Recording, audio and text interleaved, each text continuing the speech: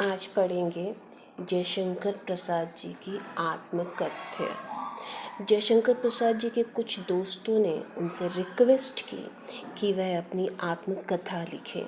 जयशंकर प्रसाद जी अपनी आत्मकथा लिखना नहीं चाहते थे, पर दोस्तों के बार बार इंसिस्ट करने पर उन्होंने ये आत्मकथ्य लिखा। पढ़ेंगे ये काव्य। मधुप गुनगुना कर कह जाता कौन कहानी यह अपनी। मधुप का अर्थ भौरा होता है, पर यहाँ मधुप का अर्थ कवि के भौरे रूपी मन से है। तो कवि कहता है, मेरा भौरा रूपी मन ना जाने गुनगुना कर कौन सी कहानी कहना चाहता है। मुरझाकर गिर रही पत्तियाँ देखो कितनी आज घनी। तो कवि कहता है, जब पत्ते पेड़ से सूख जाते हैं तो वह झड़कर गिर जाते हैं। उसी तरह से मेरे जीवन से सुख एक एक करके जा चुके हैं। इस गंभीर अनंत नीलिमा में असंख्य जीवन इतिहास। अनंत नीलिमा का अर्थ होता है दूर तक फैला हुआ आकाश। तो कवि कहता है, इस दूर तक फैले हुए आकाश में असंख्य यानी अनगिनत जीवन इतिहास है। मतलब कितने ही लोगों ने अपनी आत्मकथाएं लिखी हैं। यह लोग करते ही रहते हैं अपना व्यंग मलिन उपहास। तो कवि कहता है, कितने ही लोगों ने अपनी आत्मकथाएं लिखी और ऐसा करके उन्होंने अपना मजाक ही उड़वाया है। व्यंग मलिन उपहास। उपहास का अर्थ होता है मजाक उड़ाना, व्यंग कमेंट करके, मलिन यानी गंदा। तो अपना उन्होंने मजाक ही उड़वाया है। तब भी कहते हो कह डालो दुर्बलता अपनी बीती। कवि कहता है, इसके बावजूद तुम लोग चाहते हो कि मैं अपनी दुर्बलताएं यानी कि कमजोरियां कह डालूं। यानी आत्मकथा अगर लिखूंगा तो उसमें मेरे सुख दुख, मेरी कमजोरियां सब कुछ होंगी। तो मैं वह सारी चीज़ें दुनिया के सामने ले आऊं, यह चाहते हो। तुम सुनकर सुख पाओगे देखोगे यह गागर रीति। गागर रीति यानी खाली घड़ा। यहाँ खाली घड़े से मतलब है कि कवि के मन के खालीपन से। तो कवि कहता है, जब मैं आत्मकथा लिखूंगा तो तुम सब पढ़ोगे और तुम्हें सुख पाओगे, यानी अच्छा लगेगा तुम लोगों को उसे पढ़ना, और तुम मेरे जीवन के जो सूनेपन को जान पाओगे। किंतु कहीं ऐसा ना हो कि तुम ही खाली करने वाले। तो कवि आगे कहता है, कहीं ऐसा ना हो कि मेरी आत्मकथा पढ़ने के बाद तुम्हें ऐसा लगे कि मेरे जीवन का दुख, मेरे जीवन का खालीपन तुम्हारा ही दिया हुआ है। अपने को समझो मेरा रस ले अपनी भरने वाले। रस यहाँ सुख से मतलब है। तो कवि कहता है कि कहीं ऐसा ना लगे कि तुम ही ने मेरे जीवन से सुख चुरा कर अपने जीवन में भर लिए हैं। यह विडंबना अरी सरलते तेरी हंसी उड़ाऊं मैं। विडंबना यानी दुर्भाग्य। कवि कहता है, ये मेरा दुर्भाग्य है कि मेरी सरलता मेरे जीवन में मेरे दुखों का पात्र बनी, हंसी का पात्र बनी।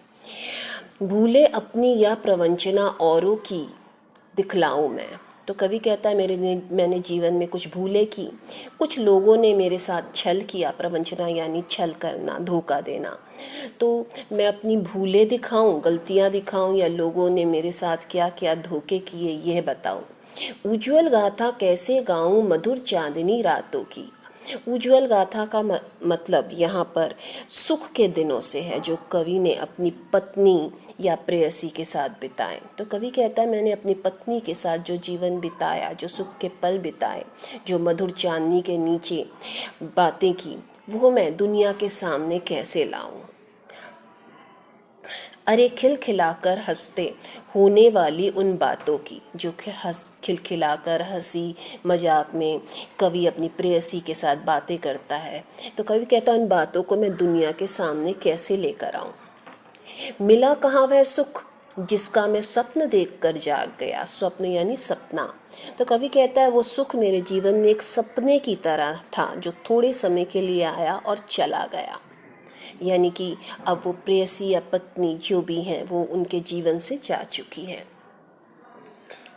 आलिंगन में आते आते मुस्कया कर जो भाग गया। आलिंगन अर्थात बाहों में लेना है, या मुस्कया यानी मुस्करा कर। तो कवि कहता है वह सुख मेरे जीवन में आते आते, मेरी बाहों में आते आते मुझसे दूर हो गया।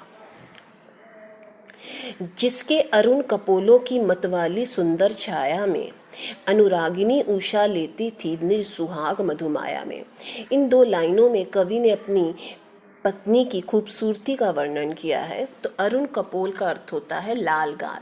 तो कवि कहता है मेरी पत्नी के, प्रेयसी के लाल गालों के मस्त, मतवाली यानी मस्त कर देने वाली सुंदर छाया के नीचे, उषा यानी अर्ली मॉर्निंग के समय जो लाल किरणें होती है सूर्य की, तो वो उषा अपनी लालिमा कहाँ से लेती थी? निज सुहाग, मतलब सुहाग भी तो लाल होता है ना, तो अपनी लालिमा उनकी प्रेयसी के गालों से लेती थी। कहने का अर्थ है कि उनकी पत्नी इतनी खूबसूरत थी कि उनकी खूबसूरती से, उनकी गालों की लालिमा से सूरज की किरणें अपनी लालिमा लेती थी। उसकी स्मृति पाथे बनी है थके पथिक की पंथा की। पंथा यानी रास्ता, पाथे सहारा, स्मृति यादें, पथिक रास्ते पे चलने वाला। तो कवि कहता है मेरी पत्नी की अब यादें ही रह गई हैं और वही यादें मेरे जीवन की एकमात्र सहारा है।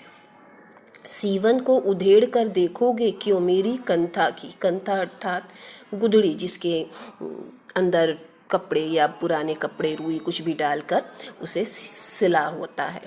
सीवन यानी सिलाई। तो कवि कहता है यानी मेरे जीवन की जो सीवन है अर्थात मन को उधेड़ कर तुम क्यों देखना चाहते हो, मेरे भीतर के दुख दर्द को तुम जानना चाहते हो। छोटे से जीवन की कैसे बड़ी कथाएं आज कहूँ। आगे कवि कहता है मैंने जीवन जो जिया, छोटा सा जीवन, उनकी बड़ी बड़ी कहानियाँ बनाकर मैं कैसे कहूँ, मैं नहीं कहना चाहता। क्या यह अच्छा नहीं कि औरों की सुनता मैं मौन रहूं? तो कवि आगे कहता है मेरे लिए यही भला है कि मैं दूसरों की आत्मकथाएं सुनूं और खुद चुपचाप शांत रहूं। सुनकर क्या तुम भला करोगे मेरी भोली आत्मकथा। तो कवि कहता है तुम जानकर करोगे भी क्या, मेरा कुछ भला तो होगा नहीं, जो मैंने तकलीफ़ें पाई हैं वो तो वही रहेंगी। अभी समय भी नहीं थकी सोई है मेरी मौन व्यथा। व्यथा यानी दर्द। तो कवि कहता है मैं अभी अभी दुखों से उबरा हूँ, अभी अभी मैंने अपनी तकलीफ़ों को कम करने की कोशिश कर रहा हूँ, उससे पार पाने की कोशिश कर रहा हूँ। तो अभी मैं उसे छेड़ना नहीं चाहता, इसीलिए अभी सही समय नहीं है कि मैं अपनी आत्मकथा कहूँ।